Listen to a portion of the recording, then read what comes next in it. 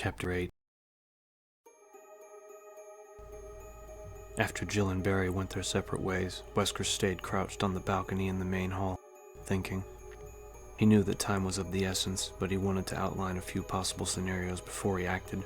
He'd already made mistakes, and didn't want to make any more of them. The Raccoon Alphas were a bright group, making his margin for error very slim. He'd received his orders a couple of days ago, but hadn't expected to be in a position to carry them out so soon.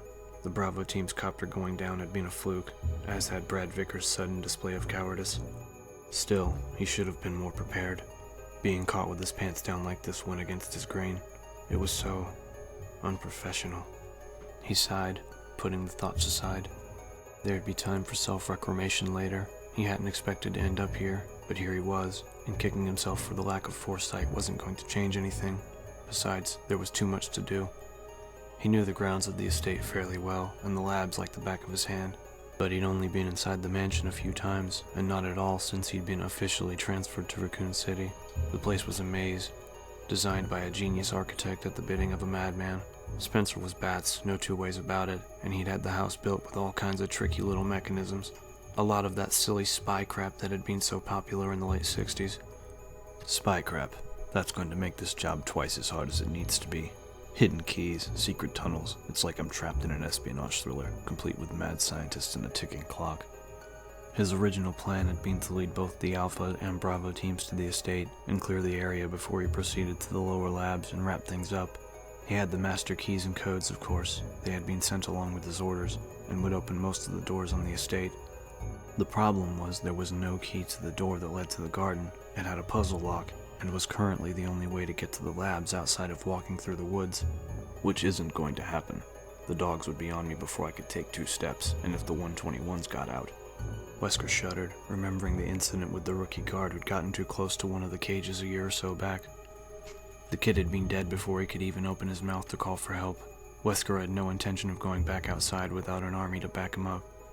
The last contact with the estate had been over 6 weeks ago, an hysterical call from Michael Dees to one of the suits in the White Office. The doctor had sealed the mansion, hiding the 4 pieces of the puzzle lock in a fruitless effort to keep any more of the virus carriers from reaching the house. By then they were all infected, and suffering from a kind of paranoid mania, one of the more charming side effects of the virus. God only knew what tricks and traps the researchers down in the labs had screwed with as they slowly lost their minds. Dees had been no exception, although he had managed to hold out longer than most of the others. Something to do with individual metabolism, or so Wesker had been told. The company had already decided to call a complete wipe, though the babbling scientist had been assured that help was on the way. Wesker had enjoyed a good laugh over that one. There was no way the White Boys would risk further infection. They'd sat on their hands for almost 2 months while Raccoon suffered the consequences, letting the incompetent RPD investigate while the virus gradually lost its punch, and then sent him in to clean up the mess, which by now was considerable. The captain absently ran his fingers across the plush carpet, trying to remember details of the briefing about T's call. Whether he liked it or not, everything had to be taken care of tonight. He had to collect the required evidence and get to the labs, and that meant finding the pieces of the puzzle lock. Dees had been mostly incoherent, ranting about murderous crows and giant spiders, but he had insisted that the crest keys to the puzzle lock were hidden where only Spencer could find them, and that made sense. Everyone who worked in the house knew about Spencer's penchant for cloak and dagger mechanisms. Unfortunately for Wesker, he hadn't bothered learning much about the mansion, since he never thought he'd need the information. He remembered a few of the more colorful hiding places. The statue of the tiger with the mismatched eyes came to mind, as did the armored display room with the gas and the secret room in the library. But I don't have time to go through all of them. Not by myself. Wesker grinned suddenly and stood up, amazed that he hadn't thought of it already.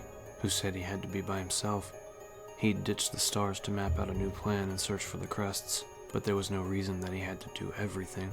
Chris wasn't viable, he was too gung-ho, and Jill was still an unknown quantity. Barry, though. Barry Burton was a family man, and both Jill and Chris trusted him. And while they're all still fumbling around in the house, I can get to the triggering system, then get the hell out. Mission accomplished. Still grinning, Wesker walked to the door that led to the dining room balcony, surprised to find that he was looking forward to his little adventure. It was a chance to test his skills against the rest of the team, and against the accidental test subjects that were surely still lurching around, not to mention old Spencer himself. and if he pulled it off, he was going to be a very rich man. This might actually turn out to be fun.